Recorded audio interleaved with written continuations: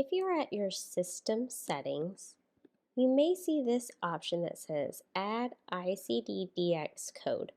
You also have these options within the location if you go to Settings, System Settings, Add ICD-DX codes. I want to touch on what this is. This is a feature to help you add a DX code that may not already be available in CareHD for you to add to a patient's case. In CareHD, we do connect via this feature to a third-party database for DX codes. And so there are a ton of DX codes already available in CareHD, but all may not be added just yet. So if you're trying to add a diagnosis code on a patient's case and it is not coming down in the search box, then you would need to use this feature to pull from that third-party database to add the DX code into CareHD. I want to stress the importance of where DX codes go.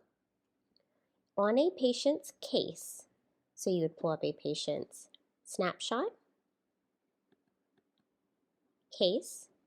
Over here is where you add diagnosis codes onto the patient's case. This is not how you add diagnosis codes onto a patient's case. Again, there are already a ton of diagnosis codes already in CareHD. This feature is simply if you do not see the diagnosis code you're looking for in the drop-down menu. So if I am searching for a diagnosis code, the easiest way to search is to type in the DX code. So if I'm like M53, and I don't see an option that I need in this drop-down menu,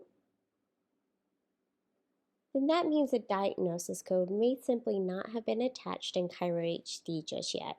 So you would go to your system dashboard, System Settings, Add ICD-DX code, and search for the option that you're looking for. Again, this will attach to a third-party database, and you can click on the code and hit Create New DX Code. This is not to add a bulk of diagnosis codes into your office. When you're setting up your office, you have to add a bunch of services and inventory items, but we already have a lot of diagnosis codes in the system for you. Again, this is just an option to add diagnosis codes that are not available via the drop-down menu in the case.